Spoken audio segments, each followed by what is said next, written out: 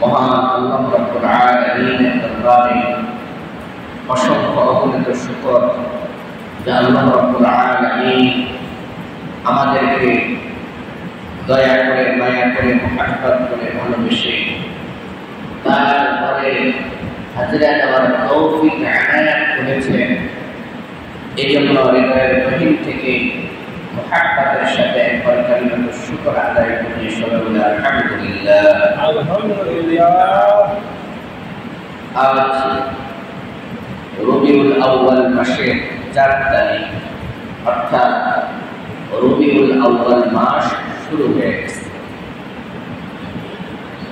এই রবিউল আউয়াল মাস আসলে আমরা যারা নামে মাত্র মুসলমান তাদের হঠাৎ রাসূল করিম সাল্লাল্লাহু আলাইহি ওয়াসাল্লামের জন্মের কথা মনে পড়ে। সারা বছর আমাদের কোনো খোঁজ খবর থাকে না। যখন রবিউল আউয়াল মাস আসে তখন যারা নামে মাত্র মুসলমান বা মুসলমান দাবি করে এই মুসলমানি দেখানোর জন্য রবিউল আউয়াল মাস আসলে রাসূল করিম সাল্লাল্লাহু আলাইহি ওয়াসাল্লামের কথা মনে পড়ে।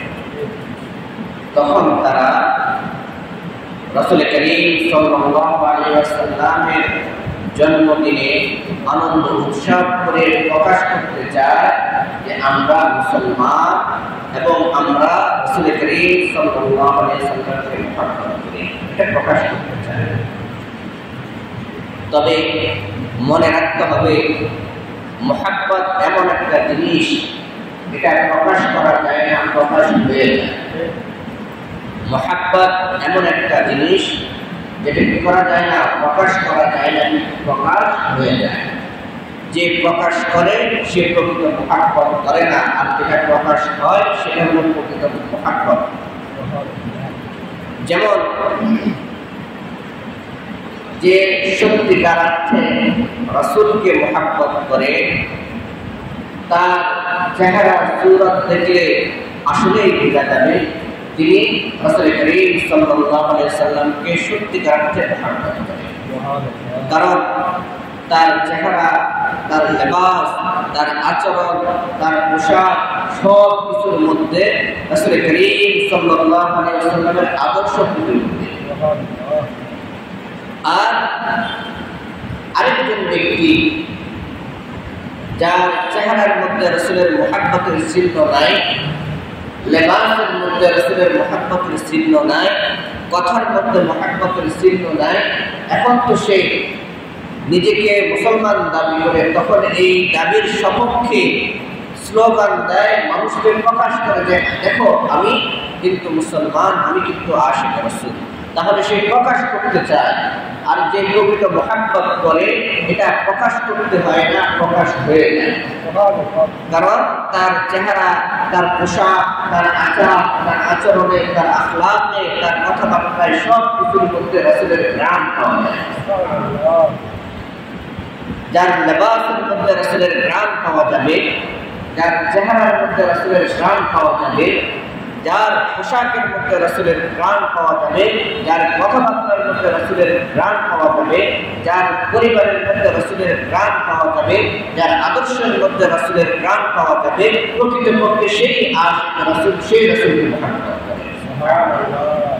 রাসূলকে মহব্বত গ্রাম পাওয়া যায় মানে হলো যে রাসূলের আদর্শকে নিজের জীবনের মধ্যে বাস্তবায়ন করে।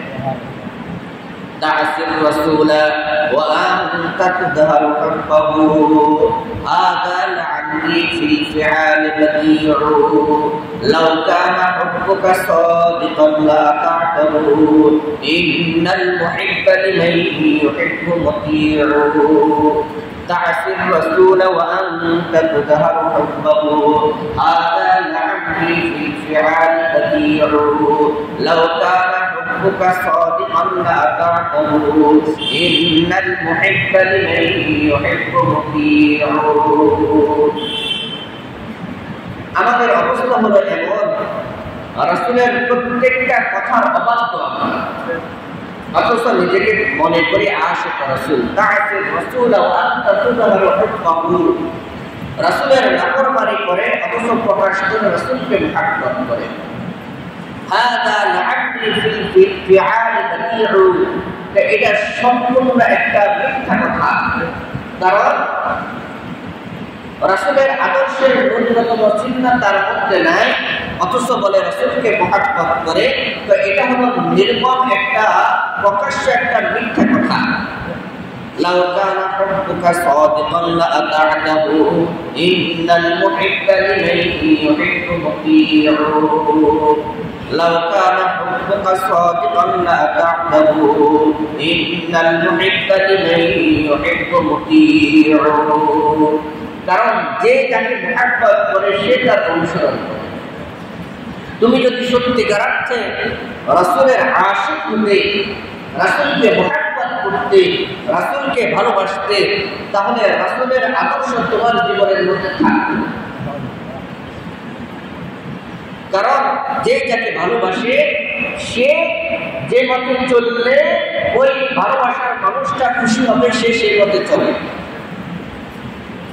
আপনি যদি কারো প্রেমে আসক্ত হন কোনো একটা মেয়েকে আপনি ভালোবাসেন তাহলে ওই মেয়ে যে রং যে কালার পছন্দ করে আপনিও সেই কালারের জামা কাপড় পরার চেষ্টা করবেন দেখেন না ফুটবল যখন শুরু হয় বিশ্বকাপ যখন শুরু হয় আমাদের কিছু যুবকদের মাথার চুল এলোমেলো হয়ে যায় পোশাক এলোমেলো হয়ে যায় তার মাথার চুলের দিকে তাকালে বোঝা যায় এই লোকটা অমুক খেলোয়াড়ের অনুসারী অমুক খেলোয়াড়কে পছন্দ করে তার পোশাকের দিকে তাকালে বোঝা যায় সে অমুক খেলোয়াড়কে পছন্দ করে ভালোবাসে অর্থাৎ তার দিকে তাকালে বোঝা যায় সে অমুক দলের সাপোর্টার অমুক খেলোয়াড়কে সে ভালোবাসে তাহলে সাধারণ একটা খেলোয়াড়কে মুহাব্বত করার কারণে আপনার ভিতরে যদি তার নিদর্শন বোঝা যায় তাকালে বোঝা যায় যে আপনি অমুক খেলোয়াড়কে মুহাব্বত করেন ভালোবাসেন কিংবা অমুক দলকে সাপোর্ট করেন আর মুহাব্বত করেন তাহলে রাসূল করিম সাল্লাল্লাহু আলাইহি ওয়াসাল্লামের মুহাব্বতের কথা আপনি মুখে প্রকাশ করতে হবে না আপনার দিকে তাকালেই তো বোঝা যাবে যে আপনি সত্যিকার অর্থে আল্লাহর রাসূলকে মুহাব্বত করেন সুবহানাল্লাহ তাহলে বোঝা গেল আমাদের কথার কাজের মধ্যে মিল নাই তাসির রাসূল ওয়া আনতা তুযহারু হুব্বাহু হাদা লা'আবদি ফিল ফিআল বাদিউ লাউ কানা হুব্বুকা সাদিকান লাআতা'তাহু ইন্নাল মুহিব্বা লিমান ইউহিব্বু মুতি'উ যে যাকে ভালোবাসে সে তার অনুসরণ করে ভালোবাসার মানুষ যেইভাবে চললে পছন্দ করে সে ওইভাবে চলার চেষ্টা করে ভালোবাসার মানুষ যে পোশাক পরলে পছন্দ করে সে সেই পোশাক পরিধান করে এর দ্বারা বোঝা যায় সে অমুককে ভালোবাসে খেলা আসলে আমাদের যুব সমাজের চুলের কাটিং পরিবর্তন হয়ে যায় মাথার চুল পরিবর্তন হয়ে যায় লেবাস পরিবর্তন হয়ে যায় তাহলে এটা সে বলতে হয় না তার দিকে তাকাইলে বোঝা যায় তাহলে আমি আর আপনি রাসূলের আশিক এটা মুক্তি বলতে হবে কেন আমি আশিক রাসূল এটা মুক্তি বলতে হবে কেন আমার দিকে তাকাইলে কেন অপর ব্যক্তি বুঝে ফেলে যে আমি সত্যিকার অর্থে আশিক রাসূল সুবহানাল্লাহ একবার রাসূল করিম সাল্লাল্লাহু আলাইহি ওয়াসাল্লাম সাহাবায়ে কেরামের মজলিসে বললেন যেখানে হযরত আবু বকর উপস্থিত ছিলেন হযরত ওমর উপস্থিত ছিলেন ওসমান উপস্থিত ছিলেন আলী রাদিয়াল্লাহু তাআলা আনহু উপস্থিত ছিলেন এরকম জলিল কদর অনেকজন সাহাবী উপস্থিত ছিলেন তখন আল্লাহ রাসূল সাল্লাল্লাহু আলাইহি ওয়াসাল্লাম বলেন আমার সবচেয়ে পছন্দের জিনিস হলো তিনটি আমার তিনটি জিনিস খুব পছন্দ এক নম্বর হলো সুগন্ধ এটা আমার খুব পছন্দ দুই নম্বর হলো স্ত্রী এটা আমার খুব পছন্দ তিন নম্বর হলো নামাজ আমার চোখের শীতলতা নামাজ আমার চোখের শীতলতা হযরত সিদ্দিক আকবর রাদিয়াল্লাহু তাআলা আনহুর সাথে সাথে হাত উঁচু করলেন বললেন ইয়া রাসূলুল্লাহ আমারও তিনটা জিনিস পছন্দ আমারও তিনটা জিনিস পছন্দ। আমার মেয়ে আপনার বিবাহের মধ্যে থাকা, আমার মেয়ে আপনার বিবাহের মধ্যে থাকা, মানে আপনার স্ত্রী হয়ে থাকা, এটা আমার পছন্দ। 2 নম্বর হলো আপনার চেহারার দিকে তাকিয়ে থাকা আমার পছন্দ। 3 নম্বর হলো আপনার উপর মাল খরচ করা আমার পছন্দ।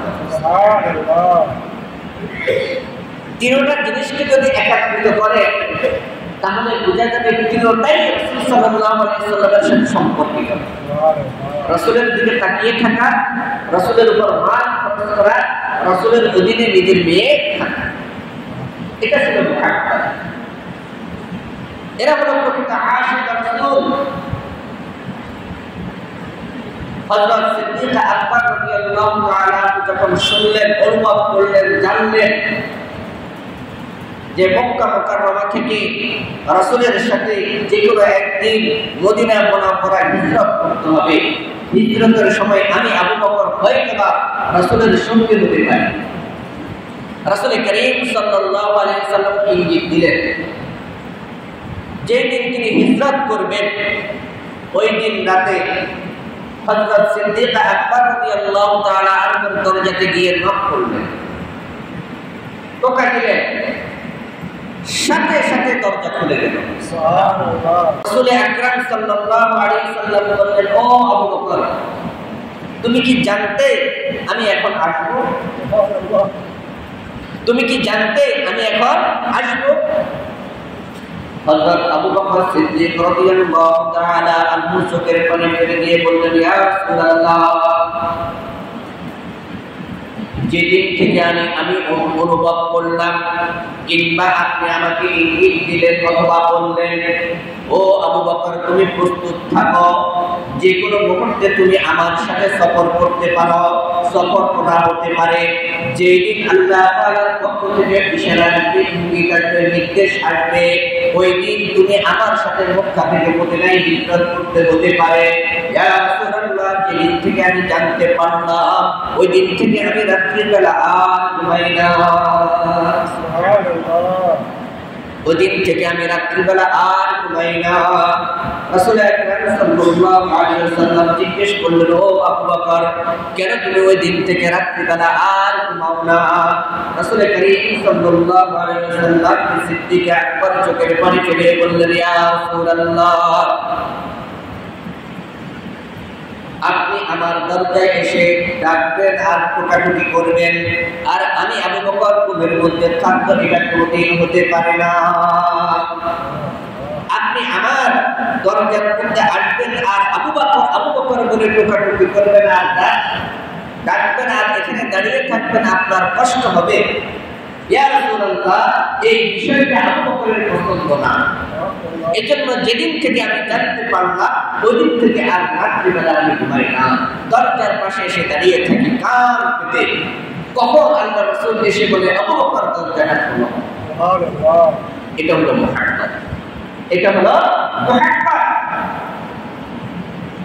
হযরত ওমর রাদিয়াল্লাহু তাআলা আনহু, যিনি সরাসরি খোলা তলোয়ার নিয়ে রাসূলকে হত্যা করার জন্য রওনা হয়েছিলেন, কি প্রকাশ্য খোলা তলোয়ার নিয়ে রাসূলকে হত্যা করার জন্য রওনা হয়েছিলেন। এক সাহাবীর সাথে দেখা, বললেন, ওমর কোথায় যাও? বলল, শুনলাম মুহাম্মদ নতুন দিন নিয়ে আসলো, নতুন ধর্ম নিয়ে আসলো, এজন্য মুহাম্মদের একটা ফয়সালা করার জন্য আমি যাচ্ছি। ওই লোকটা বললেন, ওই সাহাবী বললেন, ওমর, মুহাম্মদের ফয়সালা করার আগে নিজের বোনের ফয়সালা করে আসো, কারণ মুহাম্মদ যেই দিন নিয়ে আসছে ওই দিন কিন্তু তোমার বোনেও গ্রহণ করে নিয়েছে। সুবহানাল্লাহ।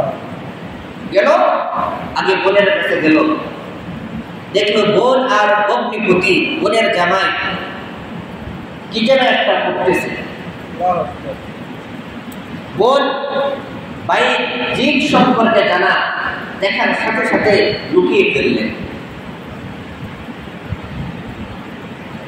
ওমর রাদিয়াল্লাহু তাআলা বুঝলেন যে বোন আর বোনের ভগ্নিপতি মুহাম্মদ ইবনে আব্দুল্লাহ রাসূল করিম সাল্লাল্লাহু আলাইহি ওয়াসাল্লামের দ্বীন গ্রহণ করে নিয়েছেন, তখন ওমর রাদিয়াল্লাহু তাআলা রাগে আর ক্ষোভে বন্দীকে আঘাত করতে করতে করতে করতে রক্তাক্ত করে ফেলছেন। বলেন শরীরে তো ওমরের রক্তই। বলেন ওমরকে ধমক দিয়ে বললেন, ওমর তুমি যেই বাপের সন্তান, আমিও সেই বাপের সন্তান। তুমি যদি একটা ধর্মের জন্য আমার স্বামীর উপর আঘাত করতে পারো, আমার উপর আঘাত করতে পারো, তাহলে মনে রাখো যার কোনো অস্তিত্ব নাই, যেটা অসত্য, আর আমি যেই দিন গ্রহণ করেছি এটা সত্য বাস্তবসম্মত, তাহলে তুমি যদি অসত্য একটা দিনের জন্য আমার শরীরে আঘাত করতে পারো, তাহলে আমি সত্য ধর্মের জন্য তোমাকে কি করতে পারি? বললো একটা মুক্তি। ওমর রাদিয়াল্লাহু তাআলা থমকে গেলেন, দাঁড়িয়ে গেলেন। তখন বললেন, আচ্ছা বিষয়টা তো খুব জটিল মনে হচ্ছে, যে বিষয়গুলো পড়েছ এগুলো একটু আমাকে শোনাও। হযরত ওমর রাদিয়াল্লাহু তাআলা আনহু বলল, কোরআন পবিত্র জিনিস, পবিত্র ছাড়া এটাকে শোনা যায় না, স্পর্শ করা যায় না। অতএব তুমি যদি আসলেই শুনতে চাও তাহলে কি করো, তোমাকে পবিত্র হতে হবে। ওমর রাদিয়াল্লাহু তাআলা গোসল করলেন, পবিত্র হলেন। এরপরে ওমর রাদিয়াল্লাহু তাআলা সূরা ফাতিহা কয়েকটা আয়াত তেলাওয়াত করে শোনালেন। সুবহানাল্লাহ। হযরত ওমর রাদিয়াল্লাহু তাআলা সূরা ফাতিহা তেলাওয়াত করতেছেন, আর ওমরের চোখ দিয়ে শুধু টপ টপ করে পানি পড়তেছে। সুবহানাল্লাহ। বোনকে বললেন, বোন তুমি থামো, যে আয়াতগুলো আমি শুনলাম আর বুঝলাম এটা কোনো মানুষের বানানো আয়াত হতে পারে না। এত সুন্দর আয়াত কোনো মানুষ কখনো বানাইতে পারবে না, কোনো কবি সাহিত্যিক কোনোদিন বানাইতে পারবে না, এটা কোনোদিন মানুষের কথা হতে পারে না। সাথে সাথে তুমি আমাকে মুহাম্মাদের কাছে নিয়ে যাও। কার কাছে নিয়ে যাও? মানে রাসূল করিম সাল্লাল্লাহু আলাইহি ওয়াসাল্লামের কাছে নিয়ে যাও। তলোয়ারটা এখন খোলা, কোষ মুক্ত, কোষ যুক্ত না, খোলা তলোয়ার নিয়ে রাসূল করিম সাল্লাল্লাহু আলাইহি ওয়াসাল্লামের কাছে চলে গেলেন। অন্যান্য সাহাবীরা ভয়ে আতঙ্কিত, না জানি ওমরে কোনো দুর্ঘটনা ঘটিয়ে ফেলে। আল্লাহ রাসূল অভয় দিলেন, তোমরা ভয় পেও না, ওমর কল্লা নিতে আসে নাই, কল্লা দিতে আসছে। হ্যাঁ, ওমর মাথা নিতে আসে নাই, মাথা দিতে আসছে। রাসূলের সামনে গিয়ে বললেন, ইয়া রাসূলুল্লাহ, আমাকে তাড়াতাড়ি কালিমা পড়ে মুসলমান বানিয়ে দেন। সুবহানাল্লাহ। এরপর ওমর বললেন, খোলা তলোয়ার, তলোয়ার কিন্তু এখনো খোলা। বললেন যে ইসলাম এত সুন্দর, এত সত্য, এত বাস্তবসম্মত, তাহলে ইসলাম কেন লুকিয়ে প্রচার করা হবে? আমি ওমর জীবিত থাকতে। সুবহানাল্লাহ। খোলা তলোয়ার নিয়ে বললেন, ইয়া রাসূলুল্লাহ, চলে প্রকাশ্যে ইসলামের দাওয়াত দিবেন, কেউ যদি সামনে আসে এটা আমি দেব। ঘোষণা করে দিলেন, কেউ যদি তার মায়ের মুখ খালি করতে চায় সে যেন ওমরের সামনে আসে। কেউ যদি তার মায়ের মুখ খালি করতে চায় সে যেন ওমরের সামনে আসে। ওমরের মেজাজ সম্পর্কে তো সবাই জানে, কেউ আর সামনে। ওমর রাদিয়াল্লাহু তাআলা চলছিলেন খোলা তলোয়ার নিয়ে রাসূলকে হত্যা করার জন্য। এই ওমর যখন ইসলাম গ্রহণ করেছে, রাসূলের প্রতি এই পরিমাণ মুহাব্বত হয়ে গেছে, আল্লাহ রাসূলের যখন ইন্তেকাল হয়ে যায়, চতুর্দিকে যখন আস্তে আস্তে সংবাদ পুষতে থাকে, হযরত ওমর রাদিয়াল্লাহু তাআলা আবার তলোয়ার প্রশ্ন করলেন, করে বললেন, ও মদিনাবাসী, কান খোলা রেখে শুনো, কেউ যদি বলে যে মুহাম্মদ ইন্তেকাল করেছে, আমি তার দেহ থেকে তার মাথাকে আলাদা করে দেব। সুবহানাল্লাহ। কেউ যদি বলে মুহাম্মদ ইন্তেকাল করেছে, আমি তার দেহ থেকে মাথা আলাদা করে দেব। অর্থাৎ ওনার বুক মানতে ইচ্ছুক না, বরদাস্ত করতে ইচ্ছুক না যে আল্লাহ রাসূল দুনিয়ার থেকে চলে গেছে। কি পরিমাণ মুহাব্বত করতেন, এটা ছিল ভালোবাসা। মুহাব্বত প্রকাশ করতে হয় না, দেখলে বোঝা যায় ভূমিকাকে মুহাব্বত করে। বিশ্বকাপ শুরু হলে যুবকদের চেহারার দিকে তাকাইলে বোঝা যায় এই যুবকটা অমুক দলের সাপোর্টার। তার পোশাক দেখলে বোঝা যায় এই যুবকটা অমুক দলের সাপোর্টার। তাহলে আমি আর আপনি রাসূলের প্রেমিক, রাসূলের আশিক কেন এই কথা মুখে বলতে হবে? আমার দিকে তাকাইলে যেন বোঝা যায় আমি রাসূলের আশিক। সুবহানাল্লাহ। হযরত ওসমান রাদিয়াল্লাহু তাআলা আনহু রাসূলকে কেমন ভালোবাসতেন? রাসূল বলেন দুই মেয়ে ওসমান রাদিয়াল্লাহু তাআলা আনহুর কাছে বিবাহ দিয়েছিলেন। দুটো মেয়ে আল্লাহ রাসূলের জীবদ্দশায় ইন্তেকাল করছেন। আল্লাহ রাসূল বলেন আমার যদি আরেকটা মেয়ে থাকতো ওটাকেও আল্লাহ ওসমানের কাছে দিতাম। ওসমান রাদিয়াল্লাহু তাআলা আনহু একবার আল্লাহ রাসূলকে দাওয়াত দিলেন। রাসূল চলতেছেন, ওসমান রাদিয়াল্লাহু তাআলা পিছনে পিছনে চলতেছেন আর রাসূলের কদম গলতেছেন। রাসূল জিজ্ঞেস করলেন, ও ওসমান তুমি তো সামনে থাকবা পিছনে কেন? বলে ইয়া রাসূলুল্লাহ কিয়ামতের মাঠে আমি আল্লাহ তাআলার দরবারে একটা জিনিস পেশ করার জন্য আপনার পিছনে পিছনে পিছনে হাঁটতেছি। এই জিনিস যে আপনার কয়টা কদম দিয়ে আমার বাড়িতে যান, এই কদমগুলো এই পাগুলো আমি বলতেছি। এই পরিমাণ দিরহাম বানানির আমি আল্লাহর রাস্তায় সদকা করে দেব, যেন কিয়ামতের মাঠে এই জিনিসটা আমি আল্লাহর সামনে উপস্থিত করতে পারি। সুবহানাল্লাহ। হুদায়বিয়ার সন্ধির সময় আল্লাহ রাসূল যখন মদিনায় হিজরত করলেন, করার পর আল্লাহ রাসূলের দিলের একটা তামান্না ছিল, আশা ছিল, আকাঙ্ক্ষা ছিল একটু বাইতুল্লাহ জিয়ারত করবে। মক্কার কাফেররা এই সুযোগটা দেয় নাই। হুদায়বিয়া নামক স্থানের মধ্যে আসলেন, সন্ধি করলেন যে এতদিন পর্যন্ত মক্কা শহরে আসতে পারবে না। কোন মুসলমান যদি মক্কা থেকে মদিনায় চলে যায় তাকে আবার ফেরত দিতে হবে। এভাবে কিছু শর্ত করা হলো। তখন হযরত ওসমান রাদিয়াল্লাহু তাআলা আনহুকে রাসূল করিম সাল্লাল্লাহু আলাইহি সাল্লাম মক্কা মুকাররমে প্রেরণ করলেন। ওমরকে বললেন, ওমর তুমি যাও। কয় ইয়া রাসূলুল্লাহ এই সময় আমি যাইলে আমি ওমর যতই সাহসী হই আমি যাওয়া উপযুক্ত নয়, কারণ মক্কার কাফেররা আমাকে হত্যা করে ফেলবে। আবু বকরকে বললেন, আবু বকর তুমি যাও। কয় এই সময় আমি যাওয়া উপযুক্ত নয়, ওসমানকে পাঠান, ওসমান এই সময় যেতে পারবে। হযরত ওসমান রাদিয়াল্লাহু তাআলা আনহু আল্লাহ রাসূলের নির্দেশে মক্কা নগরীতে গেছেন একা। জানেন ওই সময় গেলেই নির্ঘাত মৃত্যু। দেখেন রাসূলকে কেমন মুহাব্বত করেন আর ভালোবাসেন, কিন্তু আল্লাহ রাসূল বলছেন ওসমান যেতে পারে, বাস চলে গেলেন। আর ওসমান রাদিয়াল্লাহু তাআলা আনহুর বিষয়টা আল্লাহ রাসূল জানেন, কারণ মক্কার এমন কোন মানুষ নাই যার পেটে ওসমানের খাবার ঢুকে নাই। সুবহানাল্লাহ।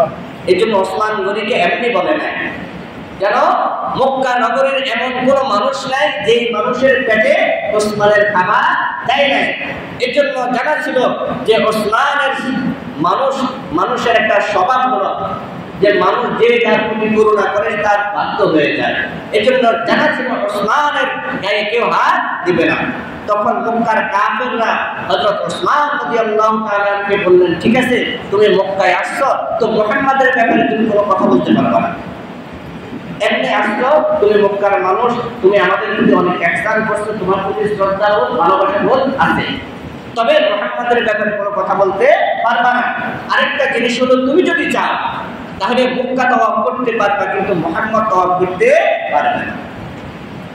হযরত ওসমান রাদিয়াল্লাহু তাআলা ইচ্ছা করলে তখন মক্কা নগরী বা বাইতুল্লাহ তাওয়াফ করতে পারতেন, কিন্তু করলেন না। হুদায়বিয়ার মধ্যে তিনি অবস্থান করতেছেন, আমি ওসমান রাসূলকে ছাড়া কখনো বাইতুল্লাহ জিয়ারত করতে পারি না। রাসূল আসবেন তার সাথে একসাথে করব, রাসূল না করলে আমি করব না। কেমন মুহাব্বত! تعصي الرسول وأنت تظهر حبه هذا لعبدي في الفعال بديع لو كان حبك صادقا لأطعته إن المحب لمن يحب مطيع। যাকে আপনি ভালোবাসেন আপনার চেহারা থেকে তাকাইলে বোঝা যাবে আপনি মুখকে ভালোবাসেন। এটা হলো মুহাব্বতের দাবি। হযরত আলী রাদিয়াল্লাহু তাআলা আনহু কেমন আল্লাহ রাসূলকে ভালোবাসতেন। যখন হিজরত করবেন যে দিন, ওই দিন রাত্রে আল্লাহ রাসূল ঘরের মধ্যে শোয়া। মক্কার কাফেররা ঘরকে চতুর্দিক থেকে বেষ্টন করে ফেলছেন যে আল্লাহ রাসূল বের হবেন তো সাথে সাথে হত্যা করবেন। প্রত্যেক কওম থেকে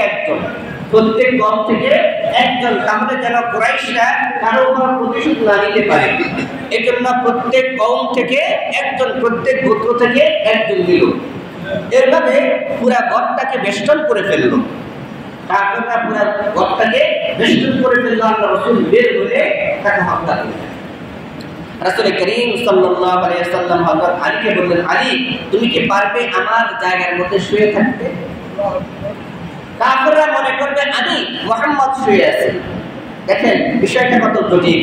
মানে হযরত আলী রাদিয়াল্লাহু তাআলা জানেন আমি এখানে শোয়া মানে নির্ঘাত মৃত্যু।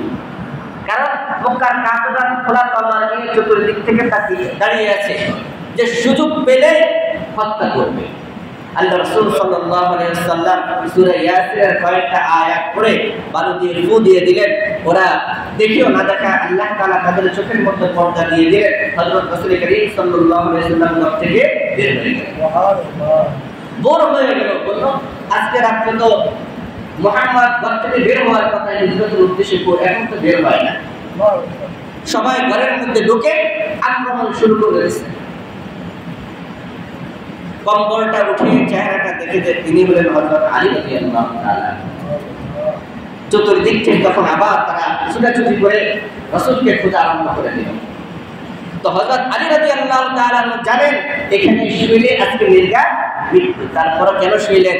রাসূলের লাউ কানা হুব্বুকা সাদিকান আতা'তাহু ইন্নাল মুহিব্বা লিমান ইউহিব্বু মুতি'উ। যাকে আপনি ভালোবাসবেন আপনার চেহারার দিকে তাকাইলে, আপনার পোশাকের দিকে তাকাইলে, আপনার কথাবার্তার ধরন দেখলে বুঝে ফেলবে যে আপনি তাকে মহব্বত করেন। বলতে পারে না। এজন্য যেটা আমি প্রায় বলি, বিশ্বকাপ শুরু হয়ে গেলে যুবকদের চেহারা পরিবর্তন হয়ে যায়, চুলের কাটিং পরিবর্তন হয়ে যায়, পোশাক পরিবর্তন হয়ে যায়। বোঝা যায় এই যুবকটা কার সাপোর্টার, কোন দলের সাপোর্টার এবং কোন খেলোয়াড়কে মহব্বত করে ভালোবাসে। তার চেহারার দিকে তাকাইলে বোঝা যায়। তাহলে আমাদেরকে কেন এই কথা বলতে হবে যে আমি রাসূলকে মুহাব্বত করে ভালোবাসি? আমার চেহারার দিকে তাকাইলে কেন বোঝা যাবে না যে আমি রাসূলকে মুহাব্বত করি? আমার পোশাকের দিকে তাকাইলে কেন বোঝা যাবে না আমি রাসূলকে মুহাব্বত করি? আমার কথাবার্তার ধরন দেখলে কেন বোঝা যাবে না যে আমি রাসূলকে মুহাব্বত করি? আমি একজন মুসলমান, কেন বোঝা যাবে না? কেন আমাকে স্লোগান দিয়ে প্রমাণ করতে হবে যে আমি আশিক রাসূল? আছে না কিছু মানুষ রবিউল আউয়াল আসলে 12 রবিউল আউয়াল ঈদ উদযাপন করে। আছে এরকম কিছু? মনে রাখবে অতিভক্তি চোরের লক্ষণ। অতিভক্তি কিসের লক্ষণ? চোরের লক্ষণ। একটা কথা খুব জেনে রাখা দরকার। আমরা ইতিহাসের কিতাবগুলো যদি মোতালা করি, অধ্যয়ন করি, তাহলে আপনারা দেখতে পাবেন রাসূল করিম সাল্লাল্লাহু আলাইহি ওয়াসাল্লামের জন্ম তারিখ হলো প্রসিদ্ধ, মানে সবার কাছে প্রসিদ্ধ 12 রবিউল আউয়াল, কিন্তু নির্ভরযোগ্য হলো 8 রবিউল আউয়াল। ভালো করে বুঝবেন।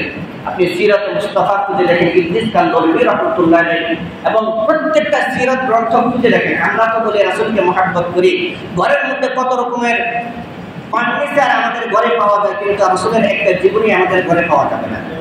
যারা আলেম, যারা তালেবে ইলম, এরা ছাড়া আমার মনে হয় না আমাদের কোনো ঘরে রাসূলের কোনো জীবনী পাওয়া যাবে। ইল্লা মা রাহিমা রাব্বুক, পাওয়া যাবে না। রাসূলের জীবনী আমরা পড়ি না। যদি রাসূলের জীবনী পড়লে রাসূলের মতো আমাদের চরিত্র চলে আসে, তাহলে তো মনে ক্ষতি আছে। দেখবেন খোঁজ খবর নেবেন, অনেকের ঘরে রাসূলের জীবনী নাই। কেন নাই? আমি মুসলমান না, রাসূলের জীবনী কেন আমার ঘরে থাকবে না? এটা আফসোসের কথা। তো নির্ভরযোগ্য কওল হলো রাসূলের জন্ম তারিখ হলো 8 রবিউল আউয়াল। আর প্রসিদ্ধ, মানে আমরা সবাই জানি এটা হলো প্রসিদ্ধ মত, প্রসিদ্ধ কওল হলো 12 রবিউল আউয়াল। তাহলে নির্ভরযোগ্য কওল হলো 8 রবিউল আউয়াল, প্রসিদ্ধ মত হলো 12 রবিউল আউয়াল। আর রাসূলের ইন্তেকাল সবার মতে নির্ভরযোগ্য মতে হলো 12 রবিউল আউয়াল। এখন আপনারাই বলেন রাসূলের ইন্তেকালে খুশি হবে কারা? বলেন রাসূলের ইন্তেকালে খুশি হবে কারা? রাসূলের দুশমন না বন্ধুরা? এই সহজ কথা বুঝেন না, কি বলতে কষ্ট হয়। রাসূলের ইন্তেকালে রাসূলের দোস্তরা বন্ধুরা খুশি হবে না শত্রুরা খুশি হবে? তাহলে ঈদ পালন করবে কারা? অতিভক্তি সূরের লক্ষণ। মনে রাখবেন, অতিভক্তি সূরের লক্ষণ। আবু বকরের ঘটনা শুনাইলাম, ওমরের ঘটনা শুনাইলাম, ওসমানের ঘটনা শুনাইলাম, আলীর ঘটনা শুনাইলাম। এই চারজন কেউ কি আল্লাহর রাসূলকে মহব্বত করে না? কই এই চারজনের কেউ কি আল্লাহর রাসূলের জন্মদিন পালন করলো না, ঈদ পালন করলো না?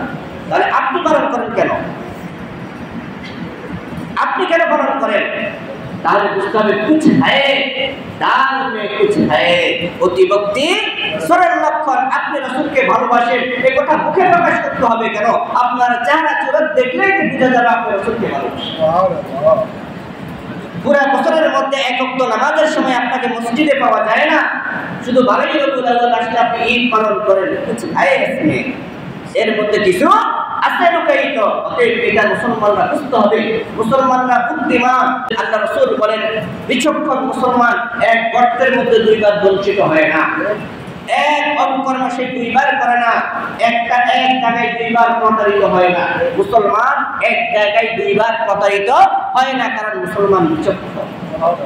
কে বলছেন? আল্লাহ রাসূল। তার মানে যদি আমি সত্যিকার অর্থে মুসলমান হই, তাহলে আমি কখনো কাফের মুশরিক বেদিনদের ধোঁকায় প্রতারিত হব না। আর যদি আমি দুর্বল মুসলমান হই, প্রকৃত মুসলমান না হই, তাহলে নিশ্চয়ই প্রতারিত হয়ে যাব। আল্লাহ তাআলা আমাদের সকলকে সঠিকটা বুঝে আমল করার তৌফিক দান করেন। সবাই বলেন আমিন।